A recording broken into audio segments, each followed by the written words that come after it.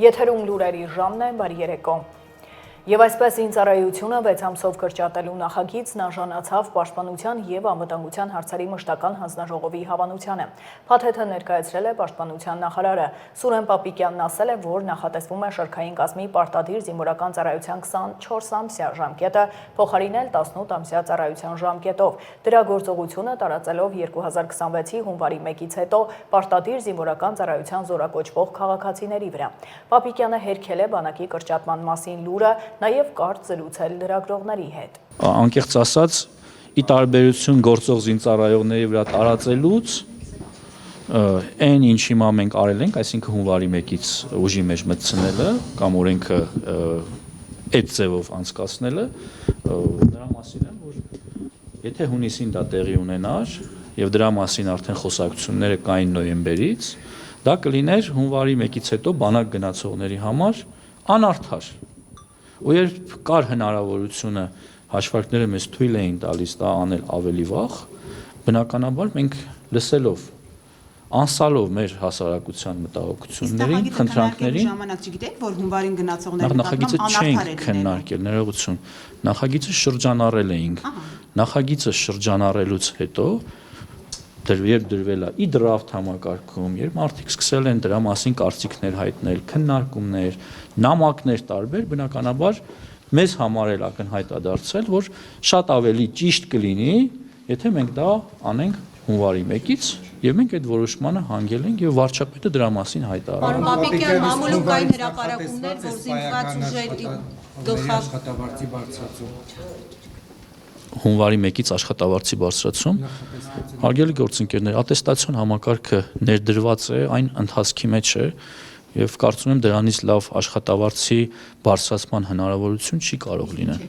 Քաղաքացիական պայմանագիր խմբակցության պատգամավոր Վահագն Ալեքսանյանն է մեկնաբանել շրջանառվող լուրը, թե մարդկանց պետական մարմինների ներկայացուցիչների համաժողովին բերել են ստիպողաբար։ Պատգամավորը հերքել է, նշել, որ նման բան չկա։ Հիշեցնեմ, շաբաթ Համալիրում կայացել է պետական մարմինների ներկայացուցիչների առաջին համաժողովը։ Նիկոլ Փաշինյանը Հայաստանի Հանրապետության վարչապետը լինելու համար պետք է համապատասխանի կոնկրետ պահանջների, որոնցից մեկ օրինակ ամենապարզ օրինակը բերեմ միայն Հայաստանի քաղաքացի լինելու փաստն է եւ այդ հանգամանքն է, որ Հայաստանի Հանրապետության վարչապետը պարտավոր է լինի միայն Հայաստանի Հանրապետության քաղաքացի։ Եթե վաղը պարզվի, որ օրինակ չգիտեմ, Նիկոլ Փաշինյանը, որ ես ազգային ժողովի պատգամավոր Վահագն Ալեքսանյանս հանդիսանում եմ ոչ միայն Հայաստանի Հանրապետության քաղաքացի, այդ փաստի բերումով ես ավտոմատ կդադարեմ լինել պատգամավոր, վարչապետը ավտոմատ կդադարի լինել վարչապետ։ Օրերս Համալիրի հավաքի նպատակը որն է, ինչ էր ցուցադրում դրանով ԿՊ։ Այս ԿՊ-ն ինչ կապ ունի։ ԿՊ-ն այնքանով կապ ունի, որ դրան մասնակցում են նաև ԿՊ-ականներ, ասում եք ԿՊ-ն ինչ էր ցուցադրում դրանով դա ով օրինակ, որովհետեւ մամուլը գրում է ով որ մամուլը, այն մամուլը, այն որ մամուլը, չէ, 5 հոգու անուն ազգանուն տվեք, ընդեղ մասնակցել է 7000 հոգի, դուք տվեք 5 հոգու անուն ազգանուն։ Բայց անուն ազգանուն տան, որ իշխանություն թիրախավոր Էտում են թիրախավոր այսքան ժամանակ։ Իսկ եղել է Էտում են թիրախավոր։ Բա դուք անուն ազգանուն չեք ուզում, ես ասում եմ։ Ասում դե տվեք, որտեվ ասում եք չկա խնդիր, ես ասում եմ։ Դե տեսեք, հիմա ոչ ես եմ այնտեղ եղել, ոչ դուք եք այնտեղ եղել, բայց դուք ասում եք կա նման խնդիր, ես ասում եմ չկա նման խնդիր։ Հիմա այս հարցը հանգուցալուծելու համար մեզ պետք է հասկանալ, թե ով է այդ քաղաքացիները, ում ստիպողաբար տարել են, որտեղ դուք ասում եք կա, իհարկե բացառում է։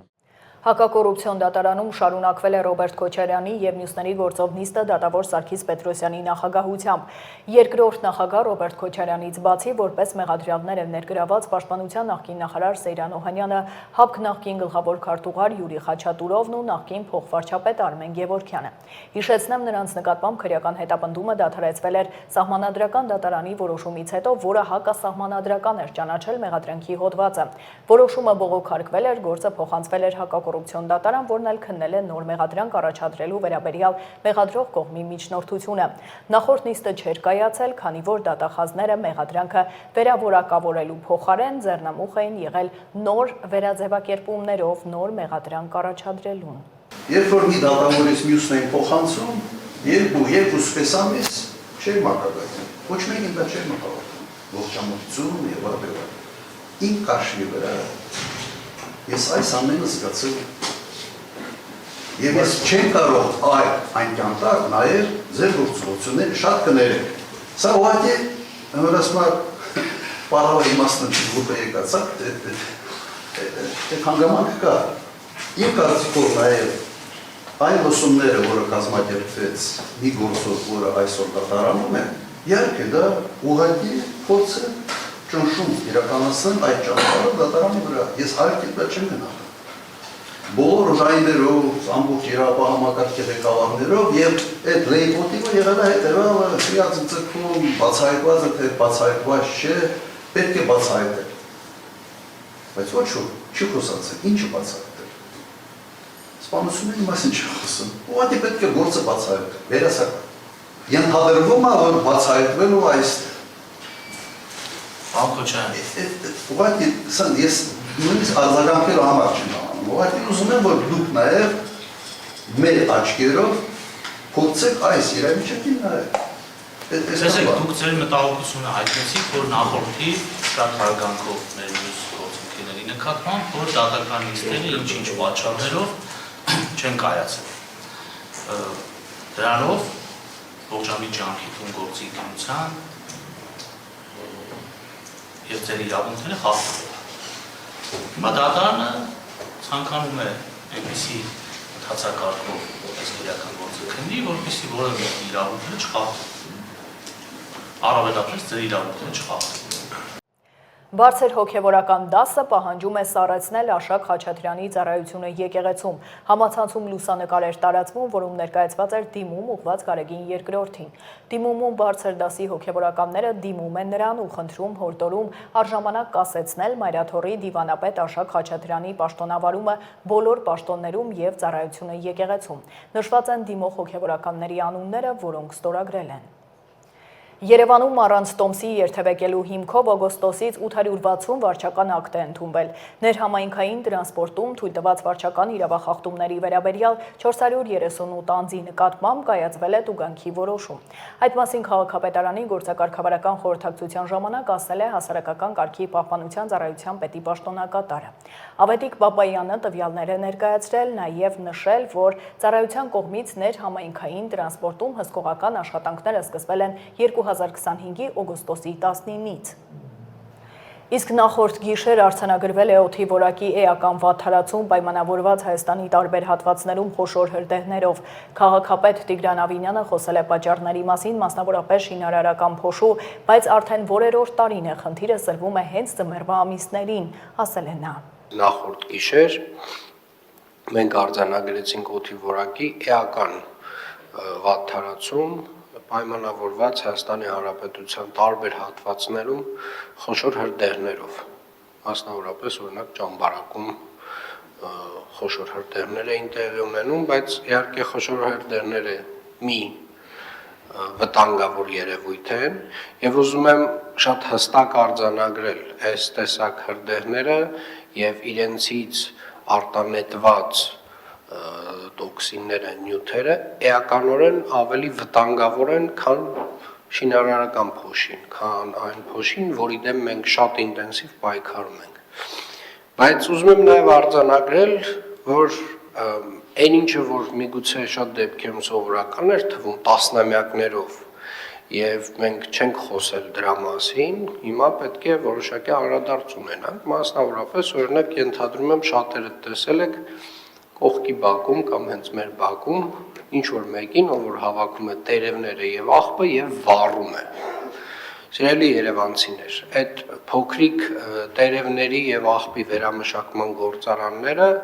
ուղղակիորեն առաջին հերթին թունավորում են ձեզ, թունավորում են ձեր շրջակա միջավայրը, թունավորում են երեխաներին, ովքեր որ ապրում, խաղում են այդ բակում, եւ մենք պետք է հասկանանք նաեւ այդ թունավորման աստիճանը, որովհետև երբ որ մենք անընդհատ խոսում ենք շինարարական փոշուց եւ դրա դեմ պայքարում ենք, դա անգամներով մոտ 3-ից 5 անգամ ավելի նվազ վնասակար է եւ այս սեզոնին, նաեւ սեզոնին, երբ որ արդեն տները, որոշ տներ տաքացվում են նաեւ վառելափայտով, տարբեր տեսակի նյութերով, դրան գումարած նաև այս տեսակի փոքրիկ վերամշակման գործարանները, այդպես կոչեք իրենց, իրենք էականորեն մեր օդի որակը վատթարացնում են։ Ձմեռվա ամիսներին օդի շարժը շատ ավելի դանդաղ է, այսինքն, երբ որ մի հատվածում որևէ մի բան այրվեց, որևէ մի կույտ տերևների այրվեց, ժամերով այդ տոքսինները մնում են օդում։ Եվ կարծում եմ մենք բարբերաբար բացի խոսելուց իհարկե բարբերաբար խոսելուց այս մասին պետք է որոշակի գործիքակազմ ստեղծենք մեզ համար Տիկին Ստեփանյան, պարոն Մարգարյան, Երևանի թիմ օրենքում որոշակի կարգավոր ես հասկանում եմ, որ ինչ որ տենց ավանդույթային բաներ կան, որոնք որ տենց սովորական են միգուցե դարձել, բայց սրանք նորմալ սովորույթներ չեն, սրանք նորմալ ավանդույթներ չեն եւ կներեք, բայց մի քանի տենց մեշոկ տերևը ուղակի թեկուզ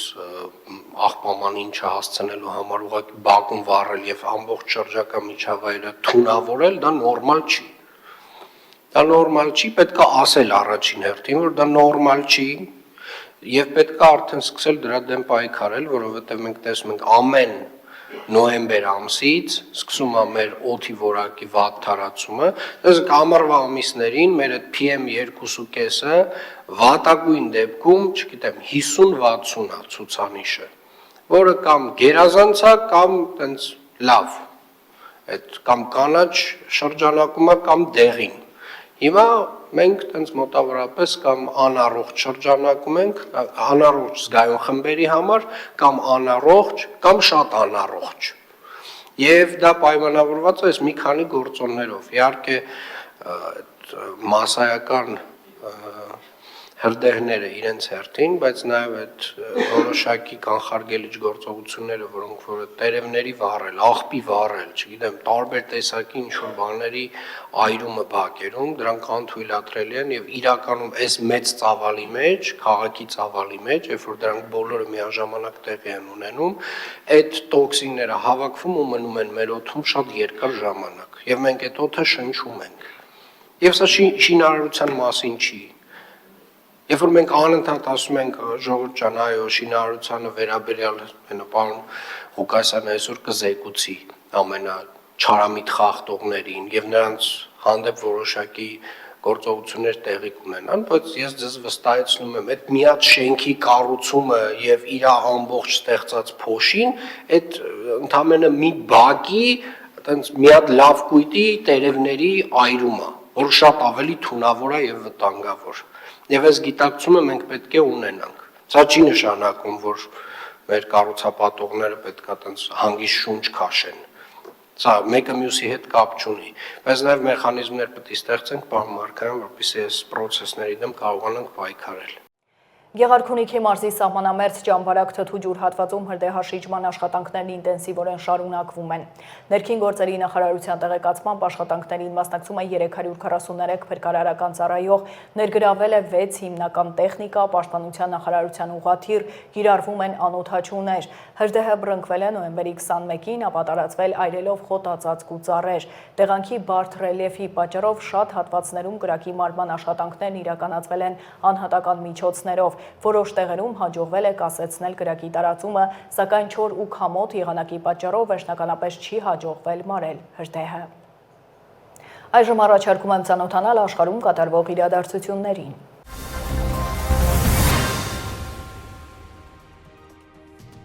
Ժնևում ավարտվել է ուկրաինական եւ ամերիկյան պատվիրակությունների հանդիպումը, որտեղ քննարկվել է ԱՄՆ խաղաղության ծրագիրը։ Այս մասին հայտարարել են ԱՄՆ պետքարտուղար Մարկո Ռուբիոն եւ Ուկրաինայի նախագահի գրասենյակի ղեկավար Անդրեյ Երմակը։ Մարկո Ռուբիոն պարզաբանել է, որ թիմերն այժմ աշխատում են իրենց տված առաջարկների վրա եւ փոփոխություններ են կատարում տարաձայնությունները նեղացնելու եւ այն բանին մոտենալու հույսով, որի հետ կարող են համաձայնվել եւ Ուկրաինան եւ Միացյալ Նահանգները։ Երմակը հաստատել է, որ հանդիպումն արդյունավետ էր, կողմերը շատ լավ առաջընթաց են գրանցել եւ շարժվել դեպի արդար եւ երկարատև խաղաղություն։ Նա հավելել է, որ պատվիրակությունների երկրորդ հանդիպումը կկայանա շատ շուտով։ Ռուբիոն նշել է, որ ԱՄՆ վարչակազմը վերջին մի մի քանի ամիսների ընթացքում զգալի պատկերացում է ստացել այն մասին, թե որ հարցերն են իրականում կարևոր Ռուսաստանի համար։ Նա նշել է, որ ամերիկյան եւ ուկրաինական պատվիրակությունները ներկայումս աշխատում են պլանի ճշգրտումների վրա, եւ երկու երկրների ղեկավարությունները դեռևս չեն հաստատել այդ փոփոխությունները։ Գերմանիայի կանցլեր Ֆրիդրիխ Մերցը կտրականապես դեմ է արտահայտվել Ռուսաստանի վերադարձին մեծ ութնյակ, ինչպես նախատեսված էր Ուկրաինայի համար առաջադրված ԱՄՆ խաղաղության ծրագրում։ Այս պահին ես չեմ տեսնում որևէ պատրաստակամություն G7-ի 6 անդամների շրջանում, որոնք Միացյալ Նահանգների մաս չեն կազմում, Ռուսաստանին այդ խմբում վերընդունելու համար, ասել է Մերցը կիրակի նոյեմբերի 23-ին Յոհանեսբուրգում G20-ի գագաթնաժողովի ավարտից հետո կայացած մամուլի ասուլիսում։ Մերցը նշել է, որ G8 ձևաչափին վերադառնալու վերաբերյալ համաձայնությունը կարող է ձեռք բերվել միայն կոնսենսուսի հիման վրա։ Ֆրանսիայի նախագահ Էմանուել Մակրոնն էլ նախորդ օրը նմանատիպ տեսակետ էր հայտնել։ Նա նաև հայտարարել է, որ Ռուսաստանի G8-ին վերամիավորման համար որևէ նախապայման չկա։ Ռուսաստանը մեծ ութնյակից հեռացվել է 2014 թվականի հունիսին ի պատասխան Ղրիմի օկուպացիայի։ Այդ ժամանակ մեծ ութնյակի գագաթնաժողովը պետք է տեղի ունենար Սոչիում, սակայն մյուս 7 երկրների առաջնորդները հրաժարվեցին մասնակցել։ Բալթիկ ծովում Ֆինլանդիայի եւ Էստոնիայի տարածքային ջրերում այսօրվանից մեկնարկում է ՆԱՏՕ-ի զորավարժությունները։ Այս մասին հաղորդում է Ֆինլանդիայի պաշտպանության նախարարության մամուլի ծառայությունը։ Զորավարժությունները կշարունակվեն մինչև դեկտեմբերի 4-ը։ Զորավարժություններին կմասնակցեն Բելգիայի, Դանիայի, Գերմանիայի, Լատվիայի, Լիտվայի, Նիդերլանդների, Լեհաստանի, ԱՄՆ-ի, Ֆրանսիայի եւ Էստոնիայի 20 ռազմանավ։ Զորավարժությունների մասնակից զինծառայողների թիվը հասնում է 5000-ի։ Նիգերիայի կաթոլիկ դպրոցից անցյալ շաբաթ առևանգված ավելի քան 300 աշակերտներից 50-ը փախել են եւ վերամիավորվել իրենց ծնողների հետ։ Նիգերիայի նախագահը երեկ հանդիպել է անվտանգության ուժերի ղեկավարների հետ եւ կարգադրել վարձել եւս 30,000 ոստիկանի եւ ուժերը կենտրոնացնել այն հեռավոր հատվածների վրա, որոնք պարբերաբար ենթարկվում են հարձակումների։ ԱՄՆ նախագահ Դոնալդ Թրամփը նոյեմբերի սկզբին խստորեն քննադատել էր Նիգերիայում տեղի ունեցող իրադարձությունները, սպառնալով, որ կարող է ռազմական գործողություններ սկսել երկրում քրիստոնյաների նկատմամբ վերաբերմունքի համար։ Նոյեմբերի 22-ին զինված անձինք հարձակվել էին դպրոցի վրա եւ առևանգել աշակերտների եւ ուսուցիչների։ Կատարվածի պատճառով որոշ հյուսիսային նահանգներում դպրոցները փակվել էին։ Հռոմի պապ Լեո 14-րդը Սուրբ Պողոսի հրապարակում կիրակնօրյա պատարագի ավարտին նոյեմբերի 23-ին կոչ էր արել անհապաղ ազատ արձակել առևանգվածներին։ Սլովենացիների մեծամասնությունը տեղի ունեցած քվեարկության ընթացքում ոչ է ասել առաջարկվող օրենքին, որով օրինականացվելու էր բժշկական օգնությամբ մահը։ Օրենքին դեմ է քվեարկել սլովենացիների մոտ 54%-ը։ Սլովենիայի խորհրդարանը հուլիսին ընդունել էր օրենք, որով պետք է թույլատրվեր որոշ անբուժելի հիվանդների համար բժշկական օգնությամբ մահը։ Սակայն աջակողմյան քաղաքական գործիչ Ալես Պրիմչի ղեկավարությամբ քաղաքացիական նախաձեռնությամբ հարցը դրվել էր հանրաքվեի։ Ընտրական հանձնաժողովի նախնական տվյալներով քվեարկողների միայն 46,57%-ն է կողմ քվեարկել օրենքին։ Ինդոնեզիայի Սեմերու հրաբխի վերջին շաբաթվա ժայթքում նավերել է 21 տուն, հասարակական օբյեկտներ եւ 205 հեկտար գյուղատնտեսական հողեր, 3 գյուղաբնակներ ծանր վնասվածքներ են ստացել, հայտնել է երկրի բնական աղետների հետևանքների մեղման ազգային գործակալությունը։ 3 գյուղերի ավելի քան 500 բնակիչներ ապաստանել են դպրոցների շենքերում տեղակայված ժամանակավոր տարհանման կենտրոններում։ Ինդոնեզիայի զինված ուժերը 650 զինվոր են ուղարկել տուժած շրջաններ, աջակցելու արտակարգ օգնության աշխատակիցներին ներառյալ հասարակական խոհանոցների կազմակերպումը, հրաբխային ավերակների մաքրումը եւ բնակիչներին վնասված տներից գույքը փրկելու գործում։ Իշխանությունները հայտարարում են, որ ավերակների մաքրումը ներկայումս ամենահրատապ խնդիրն է։ Էներգետիկայի եւ հանքային ռեսուրսների նախարարության երկրաբանական գործակալության տվյալներով ժայթքումը տեղի է ունեցել նոյեմբերի 19-ին արտանետելով 2000 մետր բարձրությամբ մոխրի սյուն։ Արմինե Գևորգյան, Update լրատվական։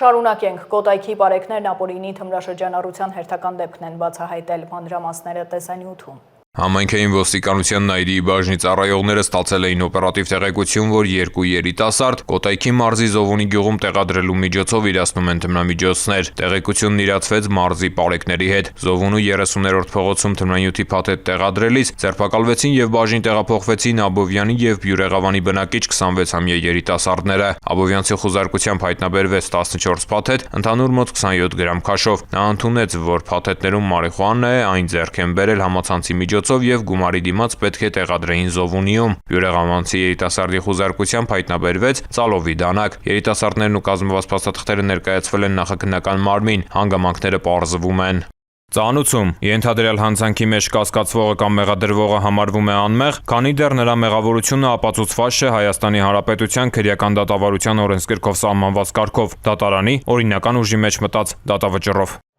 Հարկվճարողները մեկ հարթակում ավելի արագ ու հեշտ կարող են գտնել բողոքարկման վերաբերյալ մանրամասները։ Պետեկամուտների կոմիտեն է ներկայացնում։ Հարկվճարողների համար բողոքարկման գործընթացի վերաբերյալ տեղեկատվությունը դարձել է ավելի մատչելի եւ հարմարավետ։ Պետական կամուտների կոմիտեն վերջերս օգտակար թարմացումներ է կատարել պաշտոնական կայքեջում։ Խոսքը մասնավորապես վերաբերում է հարկվճարողի բողոքարկման իրավունքի եւ հարկային եւ մաքսային մարմինների բողոքարկման հանձնաժողովի գործունեությանը վերաբերող տեղեկատվության որոնմանն ու օգտագործմանը։ Բողոքարկմանը վերաբերելի ամբողջական տեղեկատվությունը այժմ հասանելի է մեկ միասնական բաժնում։ Պետական եկամուտների կոմիտեի էլեկտրոնային կայքեջում հարկվճարողները կարող են ծանոթանալ բողոքարկման իրենց իրավունքին, դիմում բողոքի ներկայացման ժամկետներին, կարգին, հանձնաժողովի կազմին եւ աշխատակարգին։ Կոմիտեի պաշտոնական կայքեջի հարկվճարողի բողոքարկման իրավունքը եւ պետք հարկային եւ մաքսային մարմինների բողոքարկման հանձնաժողովը բաժնում թարմացվել է նաեւ հանձնաժողովի որոշումների հրապարակման ենթաբաժինը։ Այստեղ ավելացվել է բողոքի թեմադաշտը։ Միաժամանակ ներդրվել են որոնման ճկուն գործիքներ։ Դրանց շնորհիվ հարկվճարողները կարող են ավելի արագ եւ հեշտությամբ գտնել իրենց հետաքրքրող թեմաներով բողոքարկման հանձնաժողովի որոշումները։ Հարկվճարողը համապատասխան էջում կարող է ծանոթանալ հանձնաժողովի կողմից կայացված որոշման կարգավիճակին, այսինքն բավարարված է, մերժված է, մասնակի է բավարարված կամ կարճված է։ Այս մասով հնարավորություն է տալիս այս էջում արդեն ուսումնասիրել համապատասխան կազմված որոշումը։ Օրինակ, եթե ՀԴՄ կիրառման կանոնների վերաբերյալ հարկային մարմինը տնտեսվարողի մոտ արձանագրել է խախտում եւ նա ցանկանում է վիճարկել այն, ապա մինչ բողոքարկման հանձնաժողով դիմելը կարող են նախապես ծանոթանալ նմանատիպ դեպքերի վերաբերյալ կայացված որոշումներին։ Պետական եկամուտների կոմիտեն գնահատում է հարկվճարողի ժամանակը եւ այս նոր որոնման գործիքի ներդրմամբ հնարավորություն է տալիս շատ արագ եւ մատչելի ձևով փնտրել եւ գտնել անհրաժեշտ տեղեկատվությունը եւ ուսումնասիրել։ Հիշեցնենք, որ հարկային եւ մաքսային մարմինների բողոքարկման հանձնաժողովի կողմից հարկվճարողների դիմում բողոքների վերաբերյալ կայացրած որոշումների մասին տնտեսվարողները ծանոթվում են անձնական գրասենյակի միջոցով, իսկ անձնական գրասենյակ չունեցող ֆիզիկական անձանց օրենքով սահմանված ընդհանուր կարգով։ Հանձնաժողովի կողմից կայացված որոշումները 3 աշխատանքային օրվա ընթացքում տեղադրվում է հարկվճարողների հաշվետվությունների ներկայացման անձնական գրասենյակի, ծանոթություններ բաժնի, ստուգումներ ուսումնասիրություններ հանձնաժողովի որոշումներ ենթաբաժնի, բողոքարկման հանձնաժողովի որոշումներ էջում։ Պետական եկամուտների կոմիտեի մասնակիցները վստահեցնում են, նոր գործիքների ներդրման նպատակն է խնայել հարկվճարողների ժամանակը, բարձրացնել իրազեկվածության մակարդակը եւ ապահովել տեղեկատվության հասանելիություն բոլորի համար։ Անվտանգ երթևեկություն առանց աղմուկի հայտնաբերվել է նորմերին չհամապատասխանող սարքավորումներով 167 տրանսպորտային միջոց։ Երթևեկության կանոնների պահպանումը միայն լուսացույցներին ու ճանապարհային նշաններին հետևելը չէ։ Քաղաքացիների անդորրը չխաթարելը, մեքենա վարելիս անհարկի աղմուկ չստեղծելը նույնպես անվտանգ երթևեկության ապահովման կարևոր բաղադրիչներից է։ Նոյեմբերի 2-ից ուժի մեջ են մտել վարչական իրավախախտումների վերաբերյալ օրենսգրքում կատարված փոփոխությունները։ Պատասխանատվության են ենթարկվում այն վարորդները, որոնց մեքենաներում տեղադրված են ստանդարտին չհամապատասխանող խլացուցիչներ, նվագարկիչների լրացուցիչ ուժեղացուցիչներ կամ բարձրախոսներ։ Օրենսդրական փոփոխություններն ուժի մեջ մտնելուց հետո նոյեմբերի 2-ից մինչ օրս Բարեկային ծառայության ստորաբաժանումների կողմից Երևանում եւ մարզերում ստուգվել է 1492 ավտոմեքենա։ Հայտնաբերվել է թույլատրելի նորմերին չհամապատասխանող սարքավորումներով համալրված 167 տրանսպորտային միջոց։ Իրավախախտ վարորդները ենթարկվել են վարչական պատասխանատվության, նվազագույն աշխատավարձի 10 պատիկի չափով տուգանք եւ նորմերին չհամապատասխանող խլացուցիչների, բարձրախոսների եւ լրացուցիչ ուժեղացուցիչների բռնագրավում տուգանային 2 միավորի կիրառմամբ։ Ներքին գործերի նախարարության ոստիկանության բարեկային ծառայությունը հորդորում է խստորեն պահպանել ճանապարհային երթևեկության կանոնները։ Եվ եղանակ հանրապետության տարածքում մինչև նոյեմբերի 28-ը տեղումներ չեն սպասվում։ Օդի ջերմաստիճանը կնվազի 2-ից 3 նիշ։ Այսքանը դուք դիտում եք Update լրատվականը, հաջողություն։